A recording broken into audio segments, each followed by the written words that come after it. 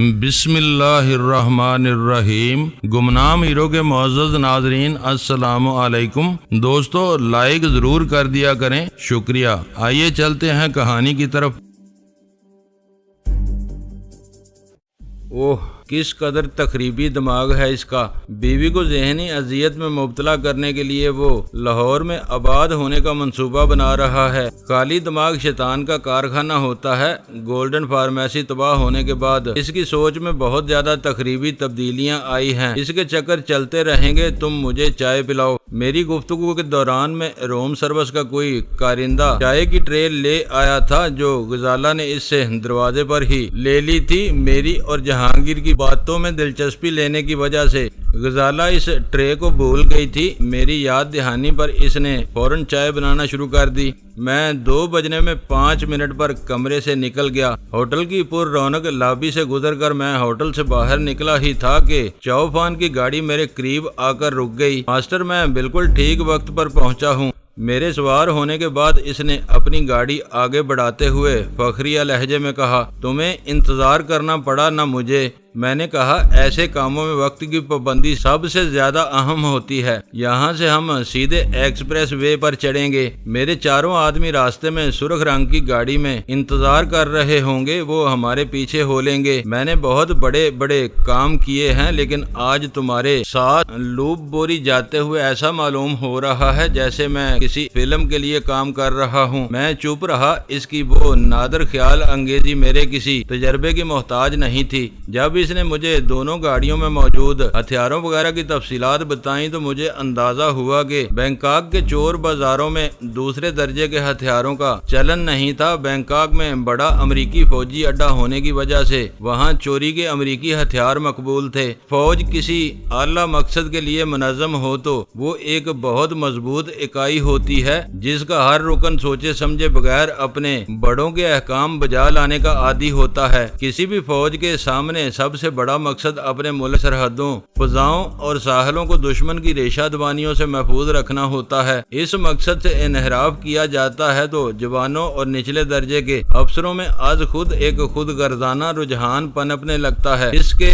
زیر اثر وہ ذاتی مفادات اور تعیشات کے حصول کے لیے ہاتھ پیر مارنا شروع کر دیتے ہیں۔ یہ نفس پروری ان کی آنکھوں پر پردہ ڈال دیتی ہے اور وہ جائز و ناجائز کی تمیز کیے بغیر خود ساختہ اہداف پانے کی کوششوں میں مصروف ہو جاتے ہیں۔ مجھے تھائی لینڈ میں مامور امریکی فوجی دستے اسی رجحان کا شکار نظر آ رہے تھے۔ اس سے پہلے چاؤفان نے چھوٹا راجن کے نائٹ کلبوں وغیرہ میں دھماکے کرانے کے لیے ایسے حساس اور بیش قیمت ٹائم بم حاصل کیے تھے جو اس خطے میں صرف امریکی فوجیوں کے زیر استعمال تھے۔ نئی مہم میں امریکی ساخت کے ہتھیاروں کی تفصیل بتا کر اس نے میرے اس شبے کو تقویت دی تھی کہ اپنے وطن سے ہزاروں میل کی دوری پر مامور امریکی سپاہی مایوسی اور بددلی کا شکار ہو رہے تھے۔ امریکی فوج کے مقامی اسلحہ خانوں میں چوریاں ہو رہی تھیں۔ چوری اور گمشدگی کے بہانے سپاہی اپنے ہتھیار کوڑیوں کے مول مقامی خریداروں کو بیچ رہے تھے جو چور بازار کے ذریعے ان ہتھیاروں کو بھاری منافع پر مجرموں اور دہشت گردوں کے حوالے کر دیتے تھے۔ ہمارے ہوٹل میں ٹیلی ویژن پر BBC اور CNN سمیت بہت سے چینل دستیاب تھے جو انگریزی میں دن رات عالمی خبریں سناتے اور دکھاتے رہتے تھے۔ ان میں اکثر تھائی لینڈ کے شمال مشرقی علاقے کا ذکر ہوتا تھا جہاں حکومت کی گرفت بہت کمزور تھی۔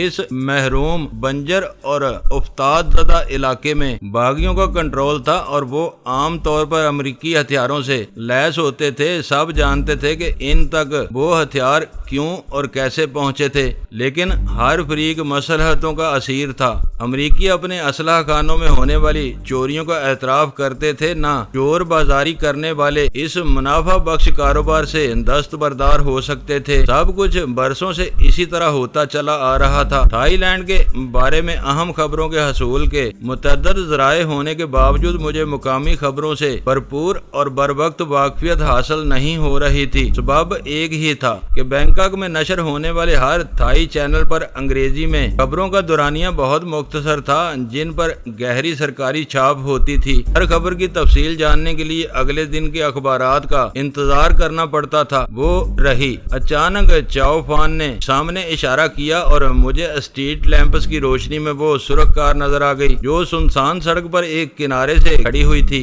اتنی رات کے یہ فائدہ ہوتا ہے، چاؤ فان اپنی دھن میں کہہ رہا تھا۔ شہر کی سڑکیں جان لیوا ٹریفک سے خالی ہو جاتی ہیں، شہر کی ساری رونق ان ٹھکانوں میں سمٹ جاتی ہے جہاں شہر کی سیکس مافیا کا راج ہے۔ آدمی اپنے دیے ہوئے وقت پر کہیں بھی پہنچ سکتا ہے۔ میں دیکھ رہا ہوں کہ تم سڑکیں خالی ہونے کا ناجائز فائدہ اٹھا رہے ہو۔ اب تک تمہاری رفتار بہت تیز رہی ہے۔ میں نے کہا، ماسٹر کیا فرق پڑتا ہے، ٹریفک پولیس کی چھٹی ہو چکی ہے، اس وقت کون دیکھتا ہے؟ دیکھنا یا نہ دیکھنا الگ بات ہے، تمہیں قانون کا احترام کرنا چاہیے۔ وہ زور سے ہنس پڑا اور بولا، ماسٹر یہ تم کہہ رہے ہو؟ مجھے بتاؤ کہ چھوٹا راجن کے مہمان کے پیچھے جانا کون سے قانون کی روح سے جائز ہے؟ میں نے کوئی جواب نہیں دیا۔ اس گستاخ اور منہ پھٹ آدمی کے منہ نہ لگنے میں ہی عافیت تھی۔ وہ ایک بات میں سے 4 باتیں نکالنے میں کمال کی مہارت رکھتا تھا۔ جیسے ہی ہماری گاڑی آگے نکلی، سرخ کار بھی تیزی سے حرکت میں آ گئی۔ چاؤ فان نے پیچھے سے 3 مرتبہ ڈپر کا اشارہ دے کر انہیں پہلے سے ہوشیار کر دیا تھا۔ میں نے چاؤ فان کو قانون کی بالادستی کا مشورہ دے کر نتیجہ دیکھ لیا تھا۔ میں نے اپنے دل میں فیصلہ کر لیا کہ آئندہ اسے ایسی کوئی متنازع بات سمجھانے کی کوشش نہیں کروں گا جس کی زد میں میری ذات بھی آ رہی ہو۔ ایکسپریس وے پر پہنچنے تک گاڑی میں خاموشی رہی۔ چاؤ فان کی پوری توجہ ڈرائیونگ پر مرکوز تھی۔ میں نے سوچا کہ وہ جمود توڑا گیا تو وہ طویل سفر میرے لیے سہانے روح بن جائے گا۔ میں نے اس سے پوچھا، تمہارے آدمی واکی ٹاکی نے ساتھ لائے ہیں؟ بالکل لائے ہیں، اس نے مستعدی سے جواب دیا۔ تم نے خوب یاد دلایا، ابھی اسے چیک کرتا ہوں۔ اس نے اپنی جیب سے ایک چھوٹا سا سیاہ واکی ٹاکی نکالا، اس کا اینٹینا کھینچ کر باہر نکالا اور پھر اپنی زبان میں کچھ بولنے لگا۔ اس کی بات پوری ہوئی تو دوسری طرف کی آواز سنائی دی، سب ٹھیک ہے ماسٹر؟ اس نے خوش ہو کر مجھے مطلع کیا۔ چاروں کو دیکھ لو۔ میں نے کہا، ایسا نہ ہو کہ عین وقت پر کوئی ایک جواب دے جائے۔ اس نے باری باری باقیہ تینوں سے بھی بات کر ڈالی۔ 5 واکی ٹاکی صحیح کام کر رہے تھے۔ اس نے اپنی جیب سے 6واں واکی ٹاکی نکال کر مجھے دے دیا، یہ رکھ لو، شاید تمہیں بھی اس کی ضرورت پڑ جائے۔ بینکاک سے ایک ہی ایکسپریس وے شمال کی طرف نکلتی ہے جو ہوٹلوں کے گڑھ سے ہوتی ہوئی بینکاک کے جدید ترین اور سب سے مہنگے رہائشی علاقوں سے گزر کر جنگلوں اور میدانوں میں گم ہو جاتی ہے۔ وہ چاؤ فان کے ساتھ میرا پہلا لمبا سفر تھا۔ وہ مجھے گرد و پیش کے علاقوں کے بارے میں بتاتا جا رہا تھا۔ میں ہوں ہاں کر کے اس کی بیشتر باتیں سنی انسنی کر رہا تھا۔ ایکسپریس وے کے دونوں طرف بنے ہوئے عالی شان مکانات رات کے اندھیرے میں بھی دور سے دیکھے جا رہے تھے۔ شہر کے عمراء اور رؤساء سے ٹیکس وصول کرنے والوں نے مرض شناسی سے کام لیتے ہوئے اس علاقے میں بلکہ شاید پورے شہر میں اسٹریٹ لائٹس کا ایسا جال بچھایا ہوا تھا کہ اندھیری رات میں بھی بے خوف و خطر ہو کر کہیں بھی نکلا جا سکتا تھا۔ اس پروگرام کے بارے میں تم نے ڈان کو بتایا ہے؟ کچھ دیر بعد میں نے اس سے پوچھا۔ تم نے وقت ہی نہیں دیا، اس نے عاجزانہ لہجے میں کہا۔ بھاگ دوڑ کر کے میں نے بہت مشکل سے سارا انتظام کیا ہے اور میں ویسے بھی بلا وجہ ڈان سے بات نہیں کرتا۔ جب سے وہ اپنے پرانے دھندے چھوڑ کر گوشہ نشین ہوا ہے، خون خوار اور چڑچڑا ہو گیا ہے۔ ذرا سی بات پر اسے غصہ آنے لگا ہے۔ اس نے مجھے تمہارے حوالے کیا ہے، تم میرے ماسٹر ہو، میں تمہیں ہر بات بتا کر اپنی ذمہ داری پوری کر لیتا ہوں۔ تم کو ڈان سے شکایتیں ہیں؟ میں نے چبھتی ہوئی آواز میں پوچھا۔ ماسٹر یہ کیا کہہ رہے ہو؟ وہ یکا یک بکھلا گیا۔ ڈان گریٹ آدمی ہے، اس سے کسی کو شکایت نہیں ہے، سب دل و جان سے اس کی عزت کرتے ہیں۔ وہ غصے میں آ کر کسی کو کچھ بھی کہہ لے، سب سر جھکا کر باتیں سن لیتے ہیں، کوئی دم نہیں مارتا۔ یہ اہم فیصلہ تھا، اسے اس کی خبر ہونا چاہیے تھی۔ میں نے پوری سنجیدگی سے کہا، ڈان ان چکروں میں نہیں پڑتا۔ تم کیا کر رہے ہو؟ اسے اس سے کوئی غرض نہیں ہو۔ تم آسمان میں شگاف ڈالنے چل دو تب بھی اسے کوئی پرواہ نہیں ہوگی۔ وہ نتیجے پر نظر رکھتا ہے۔ مہمان کو پکڑ کر تم نے راجن کو جھکنے پر مجبور کر دیا تو ڈان بہت خوش ہوگا۔ آج تم بہت بے فکری سے بار بار ڈان کا نام لے رہے ہو۔ ماسٹر وقت کی بات ہوتی ہے، ہم گاڑی میں سفر کر رہے ہیں، یہاں کوئی تیسرا وجود نہیں ہے۔ میں نے تم سے یہی کہا تھا کہ ڈان کا نام کسی اور کے کانوں میں نہیں پڑنا چاہیے۔ ایکسپریس وے کے دونوں اطراف میں گنجان آبادی کے آثار تیزی کے ساتھ معدوم ہوتے جا رہے تھے۔ کچھ دیر بعد نو آباد علاقوں کے اکا دکا مکان بھی پیچھے رہ گئے اور ہماری گاڑی بینکاک کے مضافاتی ویرانے میں سفر طے کرنے لگی۔ اسٹریٹ لائٹس کا سلسلہ بہت پیچھے رہ گیا تھا۔ ایکسپریس وے کی کشادہ اور ہموار سڑک گاڑی کے ہیڈ لیمپس کی روشنی میں دور تک چمک رہی تھی۔ گفتگو کا سلسلہ برقرار رکھنے کے لیے میں نے لوپ بوری کا ذکر نکال لیا۔ وہاں پہنچنے سے پہلے میں اس قصبے کے گرد و پیش کے بارے میں کچھ جاننا ضروری محسوس کر رہا تھا۔ سڑک پر ملک کے شمالی علاقوں کی طرف مال و رسد لے جانے والی بھاری ٹرکوں، ٹینکروں اور ٹریلروں کا کافی ٹریفک رواں تھا۔ چاؤ فان گاڑی بہت تیز مگر کرینے سے چلا رہا تھا۔ ہم عجیب و غریب ناموں والی کئی چھوٹی موٹی بستیوں کے قریب سے ہوتے ہوئے 3 بجے کے قریب ایکسپریس وے سے نیچے اتر گئے۔ چاؤ فان نے روشن ڈیش بورڈ پر ایک نگاہ ڈالنے کے بعد مجھے بتایا کہ اس وقت تک ہم ہلٹن ہوٹل سے 130 کلومیٹر دور آ چکے تھے۔ ایکسپریس وے کے خاتمے کے بعد بھی سڑک ہموار تھی۔ ان لوگوں نے اپنے ملک میں آنے والے سیاحوں کی سہولت کے لیے نقل و حمل کے جملہ ذرائع کی تعمیر پر کافی توجہ دی تھی۔ یہی وجہ تھی کہ سیاحت سے ہونے والی آمدنی دن بدن بڑھ رہی تھی۔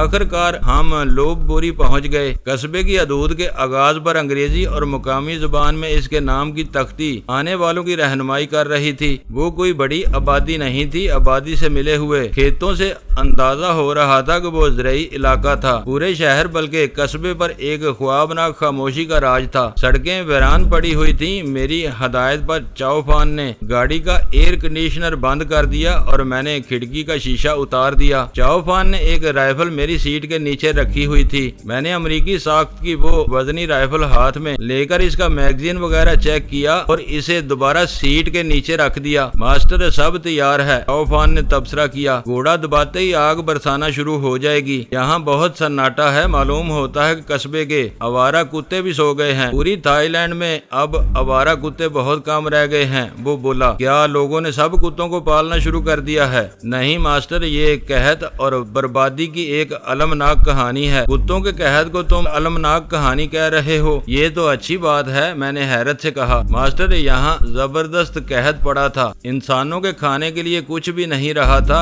لوگ گھاس اور تنکے تک چن چن کر کھا گئے تھے۔ پھر کتوں کی باری آ گئی۔ لوگ انہیں بھی کاٹ کر کھانے لگے۔ سنا ہے کہ بعض علاقوں میں کتے انسانوں سے ڈرنے لگے تھے، ان کے پاس نہیں پھٹکتے تھے۔ بس اسی زمانے سے پورے ملک میں کتے کم ہیں۔ کوریا کے بارے میں نے ایسی کہانی سنی تھی، تم نئی بات بتا رہے ہو؟ ماسٹر، قدرتی آفتیں اسی طرح آتی ہیں۔ ایک علاقہ متاثر ہوتا ہے تو دور دراز کے علاقے بھی محفوظ نہیں رہتے۔ مجھے کوریا والوں کے مصائب کا علم نہیں ہے۔ میں نے اپنے لوگوں کے دکھوں کی بہت کہانیاں سنی ہوئی ہیں۔ چند منٹ بعد چاؤ فان نے ایک موڑ پر گاڑی روک دی اور ونڈ شیلڈ کی طرف ہاتھ اٹھا کر بولا، وہ سامنے ریسٹ ہاؤس کی عمارت نظر آ رہی ہے، ہمیں اس میں گھسنا ہوگا۔ باہر ایک کھمبے پر لگی ہوئی روشنی میں قدیم طرز کا وہ ایک منزلہ ریسٹ ہاؤس بظاہر ویران نظر آ رہا تھا۔ جو ہی میری نظر اس کے پورچ میں کھڑی ہوئی سفید لینڈ کروزر پر پڑی، میرا دل اچھل کر حلق میں آ گیا۔ آثار بتا رہے تھے کہ سوبراج اپنے انجام سے بے خبر اسی ریسٹ ہاؤس کے کسی کمرے میں پڑا بے خبر سو رہا تھا۔ ہماری وہ لمبی دوڑ رائے گاہ نہیں گئی تھی۔ لینڈ کروزر کی موجودگی نے یہ نظریہ مسترد کر دیا تھا کہ سوبراج لوپ بوری میں مختصر قیام کے بعد کہیں آگے نکل گیا ہوگا۔ گاڑی میں ریسٹ ہاؤس کا ایک چکر نہ لگا لیا جائے؟ میں نے پرخیال انداز میں چاؤ فان سے کہا۔ کوئی قدم اٹھانے سے پہلے اس کے محلے وقوع کا اندازہ لگا لینا چاہیے۔ چکر لگانے کی کوئی گنجائش نہیں ہے، اس نے بتایا۔ یہ جگہ میری دیکھی ہوئی ہے، آبادی سے بالکل ہٹ کر بنائی گئی ہے۔ پیچھے کھیت پھیلے ہوئے ہیں، ادھر گاڑی نہیں جا سکتی۔ مسئلہ الجھا ہوا تھا۔ لینڈ کروزر کی موجودگی بتا رہی تھی کہ سوبراج ڈرائیور کے ساتھ وہیں موجود تھا۔ وہ امریکی فوجیوں کی آمد پر موتی محل سے ہنگامی انداز میں فرار ہوا تھا، لیکن یہ توقع نہیں کی جا سکتی تھی کہ وہ دونوں نہتے رہے ہوں گے۔ ہم باہر سے اچانک ریسٹ ہاؤس پر حملہ آور ہوتے تو وہ دونوں اندر محصور ہو کر اپنے ہتھیاروں کے بل پر مزاحمت کا آغاز کر دیتے اور ایک ایسے مقابلے کا آغاز ہو جاتا جس کا انجام مجھے اچھا نظر نہیں آ رہا تھا۔ سوبراج اپنے دشمنوں سے چھپتا پھر رہا تھا اور ہم قانون کی نظروں سے چھپ کر اس کے پیچھے آئے تھے۔ ہم کسی طویل مقابلے کے متحمل نہیں ہو سکتے تھے۔ چاؤ فان اس وقت تک اسی غلط فہمی میں مبتلا تھا کہ ہم راجن کے مہمان کو اغوا کرنے کے لیے آئے ہیں، جبکہ میرا منصوبہ مختلف تھا۔ میں بہت تیزی تیزی کے ساتھ اس موذی کو جہنم واصل کر کے وہاں سے واپس لوٹ جانا چاہتا تھا۔ دونوں طرف سے مقابلہ شروع ہو جاتا تو ذرا سی دیر میں قصبے کی پولیس اس طرف متوجہ ہو سکتی تھی۔ چھوٹے چھوٹے ایک منزلہ مکانات پر مشتمل آبادی کی کھلی فضا میں دھواں دار فائرنگ کا شور ذرا سی دیر میں بھونچال پیدا کر دیتا۔ پولیس اور مقامی آبادی کے ادھر متوجہ ہو جانے کی صورت میں ہم لوگ زیادہ دیر تک نہیں ٹیک سکتے تھے، ہمیں اپنا مشن ادھورا چھوڑ کر پسپائی کی راہ اختیار کرنا پڑ جاتی۔ مقابلہ ختم ہو جانے کے بعد صوبراج ڈاکوؤں وغیرہ کے حملے کی کوئی بھی مفروضہ کہانی سنا کر پولیس والوں سے گلو خلاصی حاصل کر سکتا تھا۔ وہ ریسٹ ہاؤس میں مقیم تھا، اسے ہم پر ایک واضح برتری حاصل تھی۔ بعد کے معاملات راجن سنبھال لیتا اور صوبراج صاف بچ جاتا۔ اس وقت صرف چاؤ فان میرا مشیر تھا۔ وہ اتنا احمق تھا کہ ریسٹ ہاؤس کے سامنے گاڑی روکتے ہی دعویٰ بولنے کے موڈ میں آ گیا تھا۔ میں نے اس سے ایسی کسی کارروائی کے نشیب و فراز پر گفتگو کی تو وہ بھی فکر مند ہو گیا۔ اس کے پاس مسئلے کا کوئی متبادل حل موجود نہیں تھا۔ اس دوران میں میرے ذہن میں ایک اور ترکیب نے سر ابھارا۔ وہ ریسٹ ہاؤس اپنی وسعت کے اعتبار سے بہت کشادہ اور کئی کمروں پر مشتمل نظر آ رہا تھا۔ چاؤ فان کے چاروں آدمیوں کو ریسٹ ہاؤس کے گرد پھیلانے کے بعد ہم دونوں بھٹکے ہوئے سیاحوں کا روپ دھار کر ریسٹ ہاؤس میں کوئی کمرہ حاصل کرنے کی کوشش کر سکتے تھے۔ اس کوشش کے نتیجے میں ہمیں وہاں پیر جمانے کا موقع مل جاتا تو اندر سے ہم صوبراج کے خلاف زیادہ مؤثر کارروائی کر سکتے تھے۔ صوبراج خطرہ بام کر کسی سمت سے فرار ہونے کی کوشش کرتا تو باہر چاؤ فان کے چار مسلح ساتھی اس کے استقبال کے لیے موجود ہوتے۔ وہ راہ اختیار کرنے میں مجھے ایک بڑا خطرہ نظر آ رہا تھا۔ صوبراج بینکاک سے بھاگنے کے بعد کتنا ہی مطمئن کیوں نہ ہو گیا ہو، وہ خطرے کے امکان کو نظر انداز نہیں کر سکتا تھا۔ ہم کمرہ حاصل کرنے کے لیے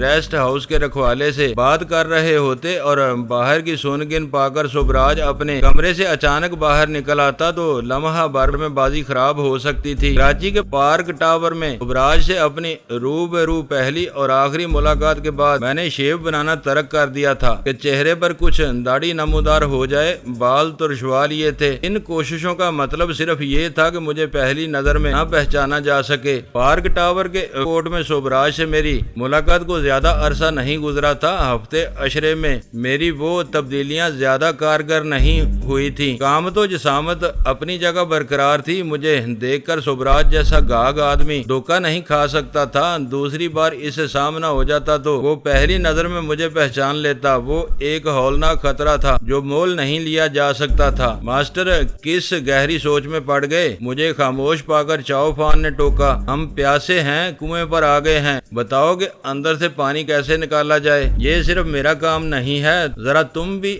اپنے ذہن پر زور دو، میں نے بے رخی سے کہا۔ ماسٹر تم بہت اچھا سوچتے ہو، میں شروع سے تمہاری عقل مندی کا قائل ہوں۔ تم ہی کوئی راہ نکالو، مجھ سے جو کہو گے کر گزروں گا۔ یکا یک میرے ذہن میں امید کی ایک کرن نمودار ہوئی اور میں نے قدرے پرجوش انداز میں اس کے شانے پر ہاتھ رکھ کر کہا، میں ریسٹ ہاؤس کے سامنے رہتا ہوں، 3 آدمیوں کو پیچھے کھیتوں کی طرف بھیج دو۔ تم چوتھے آدمی کے ساتھ اپنی گاڑی میں ریسٹ ہاؤس میں چلے جاؤ اور باقی رات گزارنے کے لیے ایک کمرہ حاصل کرنے کی کوشش کرو۔ وہ یہ بات پسند نہیں کرے گا کہ 2 نامعلوم اجنبی اس چھت کے نیچے اس کے ساتھ رات بسر کریں۔ وہ مایوسی سے بولا، ویسے بھی یہاں رات کو رکنے کا کوئی بندوبست نہیں ہے۔ سورج ڈھلنے کے بعد ریسٹ ہاؤس میں تالا پڑ جاتا ہے۔ لینڈ کروزر وہاں کھڑی ہوئی ہے، وہ شب بسری کر سکتا ہے تو 2 بھٹکے ہوئے سیاحوں کو جگہ کیوں نہیں مل سکتی؟ ہو سکتا ہے کہ چھوٹا راجن نے اس کے لیے خاص بندوبست کرا دیا ہو، اس کے ڈرائیور نے رکھوالے کو کوئی دھونس دی ہو۔ اس کے آدمی بھی کم بدماش نہیں ہیں۔ تمہارے ابھی سے جان نکلی جا رہی ہے، وہاں جا کر کیا کرو گے؟ میں نے غصے سے کہا، زیادہ سے زیادہ انکار ہو جائے گا، تم لوٹ آنا۔ تم میرے ساتھ کیوں نہیں چلتے؟ اس نے لمحہ بھر سوچنے کے بعد کہا، میں غیر ملکی ہوں۔ میرے ذہن میں پہلے سے جواب تیار تھا، وہ مجھے کسی قیمت پر اندر نہیں گھسنے دے گا۔ ہو سکتا ہے کہ راجن کے مہمان کو 2 مقامیوں پر ترس آ جائے۔ ماسٹر یہ افریقہ کا کوئی دور دراز صحرا نہیں ہے۔ وہ کہہ سکتا ہے کہ دوسروں کی نیند خراب کرنے کی بجائے گھنٹہ بھر اور گاڑی چلا لیتے تو بینکاک میں عیش کرتے۔ اس کے سوالوں کا انحصار تمہاری حماقتوں پر ہوگا۔ میں نے مشکل سے اپنا غصہ ضبط کرتے ہوئے کہا، بینکاک جانے کا سوال ہی پیدا نہیں ہوتا۔ تم وہاں سے آئے ہو، لوپ بوری کے آثار دیکھ کر صبح آگے جانا چاہتے ہو، اپنے ذہن میں پہلے سے تیاری کر کے جاؤ گے تو زیادہ سوال جواب کی نوبت نہیں آئے گی، کمرہ مل جائے گا یا وہ تمہیں بھگا دے گا۔ اسی لیے تو کہہ رہا ہوں کہ تم میرے ساتھ چلو، میں سائے کی طرح تمہارے ساتھ رہنا چاہتا ہوں۔ میں مقامی زبان نہیں جانتا، ریسٹ ہاؤس کے چوکیدار یا راجن کے ڈرائیور سے کیسے بات کروں گا؟ میرے لیے اسے سمجھانا دشوار ہو رہا تھا۔ اس نے مجھے میری کہی ہوئی بات یاد دلانے کی کوشش کی تھی۔ ان دونوں سے میں نمٹ لوں گا، اس نے اپنے سینے پر ہاتھ مار کے کہا۔ چھوٹا راجن کا مہمان اندر سے نکل آئے تو اسے تم سنبھال لینا۔ آخر کار اس نے اپنے اسی بدترین اندیشے کا اظہار کر دیا جو کافی دیر سے میرے ذہن میں بچھو کے ڈنک کی طرح مسلسل چبھ رہا تھا۔ ہم اسی کے چکر میں یہاں آئے ہیں، وہ سامنے آیا تو قصہ وہیں ختم ہو جائے گا، اس سے بات کرنے کی ضرورت نہیں، بس اس کے سینے میں گولی اتار دینا۔ لیکن ماسٹر، میں نے اسے کبھی نہیں دیکھا، میں اسے کیسے پہچانوں گا؟ میں پھاڑ کھانے والے انداز میں اسے گورنے لگا۔ ایک ایک کر کے سارے سوال ہیلوں بہانوں کی صورت میں اس کے ذہن میں اترتے چلے آ رہے تھے۔ وہ کمزور تھا نہ بزدل، پتہ نہیں اس کے ذہن میں کیا بات اٹک کر رہ گئی تھی کہ وہ مجھے اپنے ساتھ ریسٹ ہاؤس لے جانے پر تلا ہوا تھا۔ سوئے ہوئے لوپ بوری کی اس سنسان سڑک پر روشنی نہ کافی تھی، چاؤفان میرے چہرے کے تاثرات پوری طرح نہیں دیکھ سکا۔ چند ثانیوں کے توقف کے بعد وہ بولا، تمہارے لیے وہ اجنبی ہے، تم بھی اسے نہیں پہچان سکو گے، تم نہ جانے کے بہانے تلاش کر رہے ہو۔ میں نے اپنے غصے پر قابو پاتے ہوئے سرد لہجے میں کہا، تم میں سے کسی کو ادھر جانے کی ضرورت نہیں، سیٹ چھوڑو، میں اکیلا وہاں جا رہا ہوں، دیکھتا ہوں کہ وہاں کیا قیامت نازل ہوتی ہے۔ ماسٹر، تم ناراض ہو گئے، میں جانے کے لیے تیار ہوں، ذرا تم سے سمجھ رہا ہوں کہ وہاں مجھے کیا کرنا چاہیے، بس مجھے اس کی پہچان بتا دو، پھر دیکھو کہ اس کے سامنے آتے ہی کیا ہوتا ہے۔ چاؤفان کے ہاتھوں میں فولاد بھرا ہوا ہے، میں نے آج تک جس کے نرخے پر ہاتھ رکھا اسے موت کی نیند سلا کر ہاتھ اٹھایا ہے۔ چوکیدار اور ڈرائیور، میں نے آہستہ آواز میں کہنا شروع کیا، دونوں مقامی ہوں گے، مجھے شبہ ہے کہ راجن کا مہمان غیر ملکی ہے، راجن اسے اہمیت دے رہا ہے، وہ اپنی اکڑ پھون سے الگ پہچانا جائے گا۔ مجھے افسوس ہے کہ یہ ذرا سی باتیں تمہاری عقل میں نہیں آ رہی، اب آ گئیں۔ وہ اپنی طرف کا دروازہ کھول کر یکا یک نیچے اتر گیا، میں بھی رائفل اٹھا کر گاڑی سے باہر آ گیا۔ چاؤفان کے ساتھیوں کی سرخ کار کچھ دور رکی ہوئی تھی، اس کی روشنیاں گل کر دی گئی تھیں، باہر کوئی نظر نہیں آ رہا تھا، شاید وہ چاروں گاڑی میں بیٹھے چاؤفان کی طرف سے کوئی ہدایت ملنے کا انتظار کر رہے تھے۔ چاؤفان نے نیچے اترتے ہی واکی ٹاکی پر اپنی زبان میں کچھ کہا، پیچھے کھڑی ہوئی سرخ کار نے 4 انسانی سائے سڑک پر اگل دیے، وہ تیسرے درجے کے بدماش تھے۔ فاصلہ حائل ہونے کے باوجود میں نے دیکھ لیا تھا کہ وہ سورماؤں کی طرح اپنی رائفلیں تان کر گاڑی سے اترے تھے۔ ان گدھوں سے کہو کہ اپنی رائفلیں چھپا کر آگے آئیں، میں نے مزید بدمزگی سے بچنے کے لیے کہا، یہ فلم کی شوٹنگ نہیں ہے، ہم ایک خطرناک مشن پر آئے ہوئے ہیں۔ چاؤفان نے واکی ٹاکی پر غصیلے انداز میں کچھ کہا، چاروں رائفلیں انسانی ہیبلوں میں مدغم ہو گئیں، وہ چاروں تیزی سے ہماری طرف آ رہے تھے، انہوں نے اپنی گاڑی وہیں چھوڑ دی تھی، شاید اس نے انہیں یہی ہدایت دی تھی، انہیں بتا دینا کہ جب تک تم حکم نہ دو تمہارے آدمی براہ راست کسی پر گولی نہیں چلائیں گے۔ میں نے تیزی سے چاؤفان کو سمجھانا شروع کیا، گڑبڑ شروع ہو جائے تو دشمن کو خوفزدہ کرنے کے لیے دھواں دار ہوائی فائرنگ شروع کر دیں، ایک تمہارے ساتھ جائے گا، میں سامنے رہوں گا، باقیہ تینوں ریسٹ ہاؤس کی تینوں سمتوں میں بٹ جائیں۔ یہ خیال رکھنا ضروری ہے کہ ہم بدحواسی میں ایک دوسرے کو اپنا نشانہ نہ بنا لیں۔ وہ چاروں آدھی آستین کی پھولدار قمیض اور پتلون پہنے ہوئے تھے، ان کے کپڑوں کے رنگ مختلف نہ ہوتے تو یہ محسوس ہوتا جیسے وہ یونیفارم پہن کر آئے ہوں۔ ان کے سر کے بال بڑے ہوئے تھے، چہرے وحشت ناک نظر آ رہے تھے، 3 متوسط قامت اور گٹھے ہوئے جسموں کے مالک تھے، ان میں سے ایک کے بلائی لب پر گھنی مونچھوں کا سایہ تھا، چوتھا دراز قامت اور قدرے سبک اندام تھا۔ ان چاروں پر ایک نظر ڈال کر میں پلٹا ہی تھا کہ چاؤفان بول پڑا، ماسٹر تم کہاں جا رہے ہو؟ کسی مناسب جگہ کی تلاش میں جا رہا ہوں، میں نے نرمی سے جواب دیا، تم پانچوں کی باتیں میرے لیے ناقابل فہم ہوں گی، میرا یہاں رکنا بے سود ہے۔ سڑک کی طرف ریسٹ ہاؤس کی کھڑکیاں بھی